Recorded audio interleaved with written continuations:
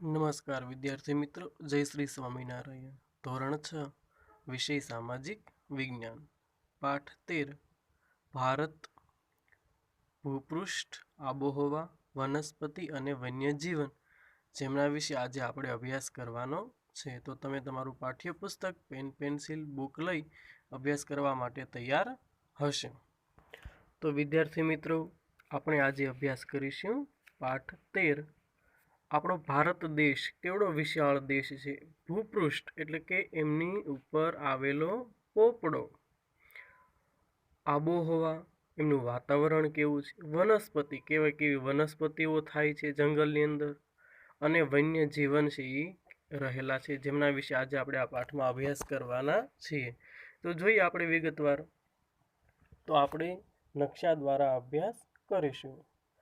આપણે નકશાને અગાઉ પણ થોડી આગળના પાઠમાં અભ્યાસ કર્યો હતો કે ભાઈ નકશાની દિશાઓ છે ત્યાં આપણને શોધવી હોય તો કેવી રીતે શોધી શકાય? તો કે નકશાની જમણી બાજુ ઉપર રૂઢ સંજ્ઞા દ્વારા આપણે ઓળખી શકીએ કે ભાઈ ઉત્તર દિશા આપેલી હોય છે. ઉત્તર દિશા મળવાથી આપોઆપ બીજી દિશાઓ મળી જતી હોય છે. એના દ્વારા તમે નકશાને સમજી શકો છો અને દિશા પણ ઓળખી શકો છો. બીજું એ કે નકશાની અંદર રૂઢ સંજ્ઞા દ્વારા તમે કોઈ પણ સ્થળને સરળતાથી શોધી શકો છો. આપણે રૂઢ સંજ્ઞા પણ અગાઉ ભણી ગયા છીએ. તો હવે આપણે અભ્યાસ કરીશું. તો વિદ્યાર્થી મિત્રો, હવે આપણે વિગતે અભ્યાસ કરીશું. ભારત વિશાળ ભૌગોલિક વિસ્તાર વાળો દેશ છે. એટલે કે ભારત છે એ એના ભૂમિ સ્વરૂપો છે એ અલગ અલગ છે. તમે અહીં જોઈ શકો છો ભારત છે એ ખૂબ વિશાળ દેશ અને એમના ભૂમિ સ્વરૂપો પણ અલગ અલગ છે. વળી તે ભૌગોલિક વિવિધતા ધરાવે છે. એટલે કે તે અલગ અલગ સ્વરૂપ, જમીનના અલગ અલગ સ્વરૂપ છે એ જોવા મળે છે. તમે જોઈ શકો ક્યાંક તમને નદી, તો ક્યાંક સરોવર હોય, ક્યાંક ઊંચા ઊંચા પર્વતો હોય છે, તો ક્યાંક જંગલો કે રણ આવેલા હોય છે. આ વૈવિધ્ય આપણને વિસ્મય પમાડે છે. એટલે કે આ વૈવિધ્ય છે એ આપણને નવીનતા પમાડે છે કે ભાઈ આ તો એક જગ્યાએ નદી છે, તો બીજી જગ્યાએ મેદાન પ્રદેશ છે, તો વળી ત્રીજી જગ્યાએ ડુંગર પ્રદેશો, ઉચ્ચ પ્રદેશો આપણને જોવા મળે છે. ઉત્તરમાં હિમાલયની પર્વતમાળા, જેના ઊંચા શિખરો બારેમાસ બરફથી ઢંકાયેલા રહે છે. ઉત્તર દિશામાં હિમાલય પર્વત આવેલો છે. એની પર્વતમાળા એટલે એક સાથે કેટલા બધા પર્વતો છે અહીં તમે જોઈ શકો છો કે જે ઊંચા શિખરો છે, જે બારેમાસ બરફથી ઢંકાયેલા રહે છે. એટલે કે ત્યાં ખૂબ ઠંડી હોય છે અને બારેમાસ બરફથી ઢંકાયેલા હોય છે. પૂર્વમાં બંગાળનો ઉપસાગર, એટલે કે પૂર્વ દિશામાં જોઈએ તો કે બંગાળનો ઉપસાગર આવેલો છે અને પશ્ચિમ દિશામાં અરબ સાગર આવેલો છે અને દક્ષિણ દિશામાં હિન્દ મહાસાગર આવેલા છે. જે તમે તમારા પાઠ્યપુસ્તકમાં પેજ નંબર 81 પર જે ભારત ભૂપૃષ્ઠ નકશો આપેલો છે તેમાં જોઈ શકો છો. ભારત લગભગ 32.8 લાખ ચોરસ કિલોમીટર ક્ષેત્રફળ ધરાવે છે. એટલે કે ભારત છે એમનો જે જમીન ભાગ રોકેલો છે એ લગભગ 32.8 લાખ ચોરસ કિલોમીટર ક્ષેત્રફળમાં ફેલાયેલો છે. તેનો અંદાજિત વ્યાપ ઉત્તરમાં કાશ્મીરથી લઈને દક્ષિણમાં કન્યાકુમારી સુધી 3214 કિલોમીટર અને પૂર્વમાં અરુણાચલથી પશ્ચિમમાં ગુજરાતના કચ્છ સુધી 2933 કિલોમીટરમાં વિસ્તરેલો છે. જે તમે પાઠ્યપુસ્તકમાં અને અહીંયા પણ જોઈ શકો છો.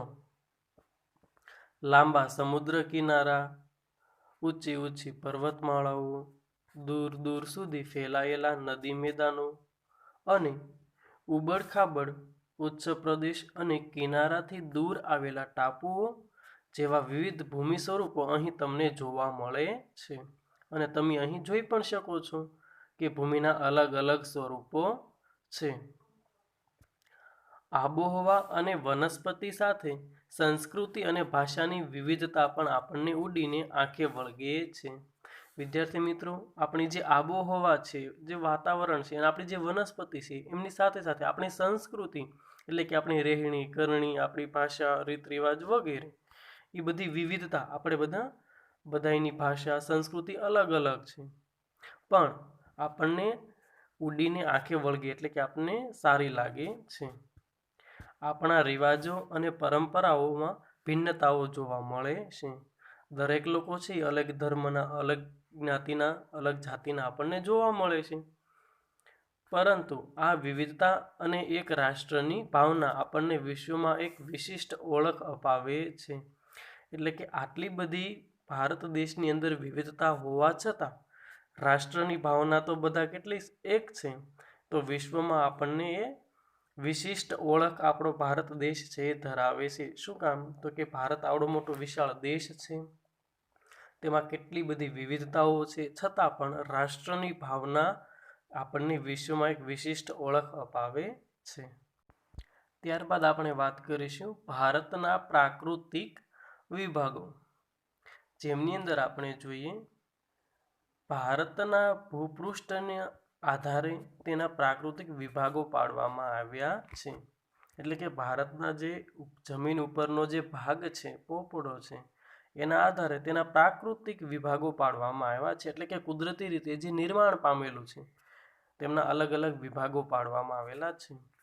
ઉત્તરમાં આવેલો મહદ અંશે હિમાલય સીમા રક્ષકનું કાર્ય કરે છે. વિદ્યાર્થી મિત્રો, તમે પાઠ્યપુસ્તકમાં પેજ નંબર 81 નકશામાં જોતા જજો, તમને ખ્યાલ આવશે કે ભારત દેશમાં ઉત્તર દિશામાં હિમાલય આવેલો છે, એ સીમા રક્ષકનું કાર્ય કરે છે. તમે જોઈ શકો છો કે ઉત્તર દિશા છે, મોટા ભાગની હિમાલય પર્વત છે એ આવરી લે છે, એટલે કે એ સીમા રક્ષક એનું રક્ષણ કરે છે. બરાબર, એવી રીતે કહેવા માંગે. તેની ઉત્તર દક્ષિણ ફેલાયેલી સમાંતર પર્વતમાળાને 3 ભાગમાં વહેંચવામાં આવેલી છે. ઉત્તરમાં આવેલી જે હિમાલયની પર્વતમાળા છે એને 3 ભાગમાં વહેંચવામાં આવેલી છે, જે ઉત્તર દક્ષિણમાં છે.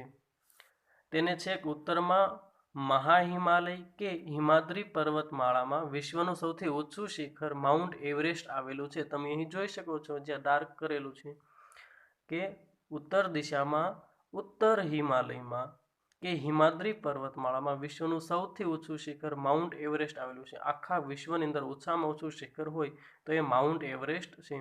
અહીંયા તમારા વિદ્યાર્થી મિત્રો જનરલ નોલેજના પણ ઘણા બધા પ્રશ્નો આવશે, તમારે અંડરલાઈન કરી અને યાદ રાખવાના છે. ત્યારબાદ તેની દક્ષિણે મધ્ય હિમાલય કે હિમાચલ નામથી ઓળખાતી પર્વતમાળા આવેલી છે. એ પણ તમે અહીં જોઈ શકો છો, ઉત્તર દિશામાં તેની, અને એની નીચે આપણે વાત કરીએ તો કે દક્ષિણે મધ્ય હિમાલય કે હિમાચલ નામથી ઓળખાતી પર્વતમાળા આવેલી છે, જ્યાં દર્શનીય સ્થળો અને યાત્રાધામો આવેલા છે. ત્યાં દર્શનીય સ્થળો છે અને યાત્રાધામો પણ આવેલા છે. તમે અહીં જોઈ શકો છો કે ત્યાં કેટલાય લોકો છે એ ફરવા માટે, દર્શન કરવા માટે, યાત્રા કરવા માટે જાય છે. તેની દક્ષિણે શિવાલિક કે લઘુ હિમાલય નામે ઓળખાતી પર્વતમાળા આવેલી છે. એટલે કે તેની દક્ષિણે શિવાલિક કે લઘુ હિમાલય એટલે કે નાનો હિમાલય એ ઓળખાતી પર્વતમાળાઓ આવેલી છે. પર્વતમાળા એટલે એક સાથે કેટલા બધા નાના મોટી પર્વતો. હિમાલયની દક્ષિણે એટલે કે ઉત્તર ભારતમાં જે હિમાલય પર્વત આવેલો છે, એ હિમાલય પર્વતની દક્ષિણ દિશાએ ગંગા, સતલુજ, યમુના, બ્રહ્મપુત્ર અને તેની શાખા નદીઓએ ઠાલવેલા કાપથી બનાવેલ વિશાળ મેદાન આવેલું છે. વિદ્યાર્થી મિત્રો, તમે અહીં પાઠ્યપુસ્તકમાં પણ જોઈ શકો છો કે આ બધી જ નદીઓના નામ છે એ આપેલા છે. ભારત ભૂપૃષ્ઠ નકશો છે તેની અંદર તમે જોઈ શકો છો કે આ નદીઓએ ઠાલવેલા કાપથી એટલે કે નદી દ્વારા જે કાંઈ મેદાન, કિનારાના મેદાન બને છે એને કાપના મેદાન કહેવામાં આવે છે. જે કાંઈ માટી હોય છે એ બધું સાઈડમાં આવતું જાય છે, નદી છે એને બાજે કાંઠે, અને જે કાપના મેદાન બને છે તો કે વિશાળ મેદાન આવેલું છે. આ નદીઓથી બનેલા મેદાન સમતલ અને ખેતી માટે ફળદ્રુપ ઉપજાઉ જમીન ધરાવે છે. એટલે કે આ નદીઓથી બનેલા મેદાન સમતલ એટલે કે એક સરખા અને ખેતી માટે ફળદ્રુપ ઉપજાઉ જમીન ધરાવે છે. એટલે કે એમાં જો આપણે ખેતી કરીએ તો એમાં સરસ મજાના પાકો છે એ લઈ શકાય છે. જમીન છે એ ફળદ્રુપ હોય છે, સારી હોય છે, તેમાંથી પાક સારો લઈ શકાય. ત્યાં વધુ ખેત ઉત્પાદન થતું હોવાથી મેદાનોમાં ગીચ વસ્તી જોવા મળે છે. એટલે કે આ જે મેદાન પ્રદેશ છે ત્યાં ખેત ઉત્પાદન છે એ વધુ થતું હોવાથી એટલે કે સારું થાય છે, તો સ્વાભાવિક છે કે ત્યાં માણસો છે એ વધારે રહેવાના, ખેતી કરી અને પોતે પાક મેળવી શકે, એટલે ગીચ વસ્તી એટલે કે ત્યાં વધારે વસ્તી જોવા મળે છે. ભારતના પશ્ચિમ ભાગમાં ભારતીય મહામરુસ્થળ આવેલું છે. તમે અહીં જોઈ શકો છો અને પાઠ્યપુસ્તકમાં પણ વિદ્યાર્થી મિત્રો મેં તમને દિશાની વાત કરી એમ તમારે નકશાનો અભ્યાસ સાથે સાથે કરતો જવાનો છે, તો જ તમને ખ્યાલ આવશે કે ભારતના પશ્ચિમ ભાગમાં ભારતીય મહામરુસ્થળ આવેલું છે. ત્યાં ગરમી વધારે તથા વરસાદનું પ્રમાણ નહિવત હોય છે. ત્યાં ગરમી ખૂબ પડે છે અને વરસાદનું પ્રમાણ છે તે નહિવત એટલે થતો બહુ ઓછો થાય છે. ક્યારેક તો સળંગ 3-4 વર્ષ સુધી વરસાદ થતો જ નથી. વિદ્યાર્થી મિત્રો, આ ભારતીય મહામરુસ્થળ છે ત્યાં ક્યારેક તો 3-4 વર્ષ સળંગ સતત વરસાદ પડતો જ નથી. આ ક્ષેત્રમાં વનસ્પતિનું પ્રમાણ ખૂબ ઓછું જોવા મળે છે. તમે અહીં જોઈ શકો છો અને સ્વાભાવિક પણ છે કે જ્યાં પાણી જ નથી, વરસાદ જ નથી પડતો, તો ત્યાં વનસ્પતિ થઈ શકતી નથી. ઉત્તરના મેદાનોની દક્ષિણે ઊંધા ત્રિકોણાકારે દખણનો ઉચ્ચ પ્રદેશ આવેલો છે. તમે અહીં જોઈ શકો છો કે ઉત્તરના જે મેદાનોની દક્ષિણે ઊંધા ત્રિકોણાકારે દખણનો ઉચ્ચ પ્રદેશ આવેલો છે. તેનું ભૂપૃષ્ઠ સમતલ નથી એટલે કે તેની સપાટી છે એ સમતલ નથી. તેના કેટલાક ભાગો ઊંચા તો કેટલાક ભાગો ઓછી ઊંચાઈ ધરાવે છે. અહીં ઘણી પર્વતમાળાઓ અને પહાડી વિસ્તારો આવેલા છે. ત્યાં ઘણી બધી પર્વતમાળાઓ છે એટલે કેટલા બધા પર્વતો એક લાઈનમાં આવેલા છે અને પહાડી વિસ્તારો પણ આવેલા છે. તમે જોઈ શકો છો જેમાં દુનિયાની સૌથી પ્રાચીન પર્વતમાળા અરવલ્લી જે આ ક્ષેત્રની ઉત્તર પશ્ચિમે આવેલી છે. વિદ્યાર્થી મિત્રો, જેમાં આખા દુનિયાની આપણે વાત કરીએ કે સૌથી પ્રાચીન પર્વતમાળા અરવલ્લી જે આ ક્ષેત્રની ઉત્તર પશ્ચિમે આવેલી છે. તમે અહીં જોઈ શકો છો તેની દક્ષિણે પૂર્વમાં વિંધ્યાચલ અને સાતપુડાની પર્વતમાળાઓ આવેલી છે. પૂર્વથી પશ્ચિમ તરફ વહીને અરબ સાગરને મળતી નર્મદા અને તાપી વિંધ્યાચલ અને સાતપુડાની પર્વત શ્રેણીમાંથી વહે છે. તમે અહીં તમારા પાઠ્યપુસ્તકમાં નકશામાં પણ જોઈ શકો છો કે વિંધ્યાચલ અને સાતપુડાની જે શ્રેણીઓ છે એ નર્મદા અને તાપી છે એમાંથી વહીને અને અરબ સાગરને મળે છે. દક્ષિણના ઉચ્ચ પ્રદેશની પૂર્વ દિશામાં પૂર્વઘાટ, વિદ્યાર્થી મિત્રો તમે નકશામાં જોતા જશો, અને પશ્ચિમ દિશામાં પશ્ચિમ ઘાટ આવેલો છે. જે પૈકી પશ્ચિમ ઘાટ છે એ સળંગ છે. તમે જો પશ્ચિમ ઘાટ પણ લખેલું છે અને તે સળંગ છે. ત્યાં એની રૂઢ સંજ્ઞા પણ કથ્થાઈ કલરની આપેલી છે, તમે જોઈ શકો છો. જ્યારે પૂર્વ ઘાટ એ તૂટક છે, તો તમે પૂર્વમાં પણ પૂર્વ ઘાટ છે એ પણ તૂટક આવેલો છે એટલે કે કટકા છે. આ ઉચ્ચ પ્રદેશો જ્વાળામુખીથી બનેલા હોવાથી તે ક્ષેત્રોમાં ખનિજો વિપુલ પ્રમાણમાં મળી આવેલા છે. આ ઉચ્ચ પ્રદેશો છે એ જ્વાળામુખીથી બનેલા છે, જે લાવા અને એ બનેલા હોવાથી તેમાં ખનિજો છે વિપુલ એટલે કે ખૂબ ઝાઝા પ્રમાણમાં મળી આવ્યા છે. પૂર્વ ઘાટની પૂર્વ અને પશ્ચિમ ઘાટની પશ્ચિમે કિનારાના મેદાન આવેલા છે. એટલે કે જે પૂર્વ દિશામાં પૂર્વ ઘાટ આવેલો છે એ ઘાટની પૂર્વ દિશામાં, અને પશ્ચિમ દિશામાં જે પશ્ચિમ ઘાટ આવેલો છે તો એ ઘાટની પશ્ચિમ કિનારાના મેદાનો છે એ આવેલા છે. આ મેદાનોમાં પૂર્વ કિનારાના મેદાનની તુલનામાં પશ્ચિમ કિનારાનું મેદાન છે એ સાંકડું છે. એટલે કે પૂર્વના કિનારાના મેદાનની તુલનામાં પશ્ચિમ કિનારાનું મેદાન છે એ સાંકડું છે. ગોદાવરી, મહાનદી, કાવેરી અને કૃષ્ણા પૂર્વ તરફ વહીને ફળદ્રુપ મુખ ત્રિકોણ પ્રદેશ બનાવી બંગાળના ઉપસાગરને મળે છે. તમે અહીં જોઈ શકો છો બ્રહ્મપુત્ર અને ગંગા નદીએ બંગાળના ઉપસાગરમાં સુંદરવન નામના વિશાળ મુખ ત્રિકોણ પ્રદેશની રચના કરી છે. એ પણ તમે અહીં જોઈ શકો છો કે નદીઓ દ્વારા છે એ મેદાનોનું નિર્માણ થાય છે, અને બ્રહ્મપુત્ર અને ગંગા નદી બંગાળના ઉપસાગરમાં મળે છે અને ત્યાં સુંદરવન નામના વિશાળ મુખ ત્રિકોણ પ્રદેશની રચના કરી છે.